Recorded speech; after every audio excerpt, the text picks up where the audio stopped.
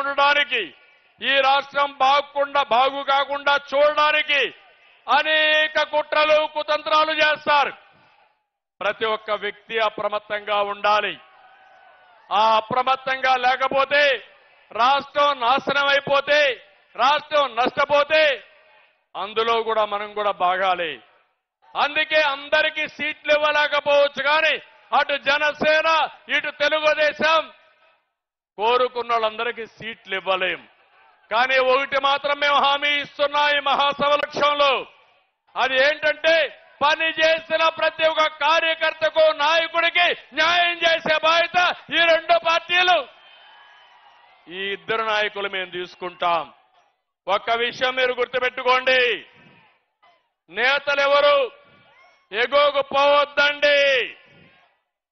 ఎవరు ఎక్కువ కాదు, ఒకరు తక్కువ కాదు. ఒక పార్టీ వెనకాన మరో పార్టీ నడవడం లేదు. రెండు పార్టీలు కలిసి ప్రజల కోసం అడుగులేస్తున్నాం.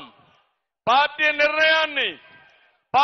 నిర్ణయాన్ని ఆదేశాల్ని అర్థం చేసుకున్న తెలుగుదేశం జనసేనకులకి శిరస్సు వంచి నా నమస్కారాలు తెలియజేస్తున్నా. ఈ విషయం ప్రతి ఒక్కరూ అర్థం చేసుకోవాల్సిన అవసరం ఉంది. ఒక అనుభవంతో చెప్తున్నా, రాష్ట్రానికి న్యాయం చేయాలనే సంకల్పంతో పవన్ కళ్యాణ్ గారు, నేను ఈ మహా ఉద్యమానికి శ్రీకారం చుట్టామని చెప్పి కూడా నేను మీకు తెలియజేస్తున్నా. ప్రజల జీవితాల్ని ఛిద్రం చేసిన ఫ్యాన్ని టీడీపీ జనసేన కొట్టే దెబ్బకు ముక్కలైపోవాలి.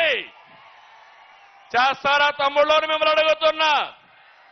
కలిసి పని చేయండి, కసితో పనిచేయండి, కష్టపడి పనిచేయండి. అలాంటి కార్యకర్తలకు నష్టం జరగకుండా చూసే బాధ్యత మాది. పొత్తు గెలవాలి, రాష్ట్రం నిలవాలి, ప్రజల బ్రతుకులు వెలగాలి. టీడీపీ జనసేన పొత్తు సూపర్ హిట్. ఆంధ్రప్రదేశ్ ఇక అన్స్టాపబుల్. ఆంధ్రప్రదేశ్ ఇంకా అన్స్టాపబుల్. అందుకే అడుగుతున్నా, గట్టిగా పౌరుషంగా చెప్పాలి. తెలుగుదేశం జనసేన పొత్తంటే ఐక్యత వర్ధిల్లానికి చెప్పాలి. తెలుగుదేశం జనసేన ఐక్యత వర్ధిల్లాలి గట్టిగా.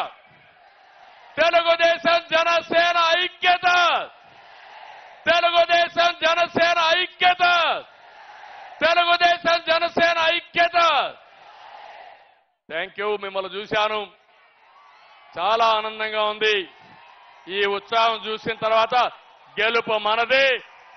ఎన్నికలయ్యే వరకు నిద్రపోవద్దని మరొకసారి విజ్ఞప్తి చేస్తూ అందరికీ నమస్కారాలు. జై హింద్.